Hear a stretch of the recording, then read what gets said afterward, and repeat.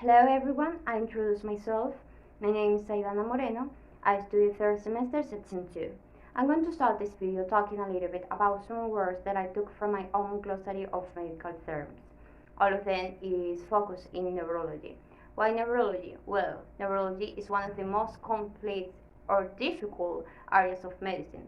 That is because neurology encompasses the study of our brain and its function as a kind of operating system of the human being.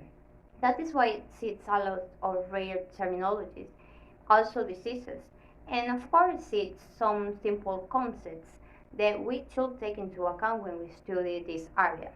So I'm going to start explaining to you some of the first words that I added to my glossary. That was Hebeno.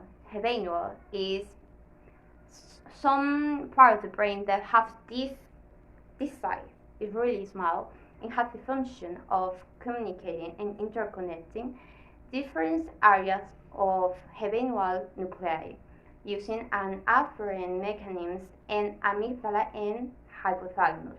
We know amygdala is referring to all emotional, and hypothalamus is an area of the brain that is always or constantly producing hormones.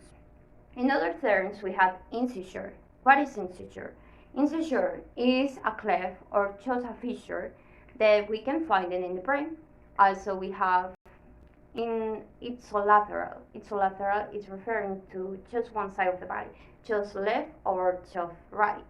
We have interneuron. Interneuron is just two neurons or more that are communicating each other through synapses. We have infraction. What is infraction? Infraction is the damage to the tissue and the death of all cell elements like neurons, glia, vessels during a severe ischemia.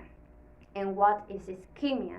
Ischemia is the decrease of blood circulation in the arteries or through arteries in a specific area. So now we are going to talk about some diseases. Diseases are really rare and, how I say before, have strange names.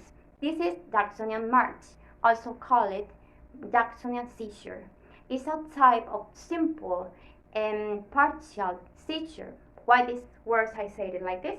Because simple is inconstant to say that the patient do not lose his consciousness, and partial means that the abnormal actuation of the neurons in that part of the brain just affect one part of the brain, exactly like that. And consequently, the damage to the brain is gonna affect one part of the body, just one part. Like my hands, could be my legs, something like that.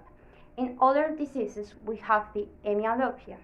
Hemianopia is the loss of one side of the vision, and that occurs behind the optic chiasm.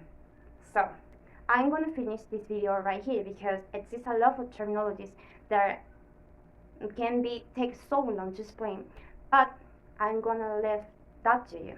So that is all. Thank you.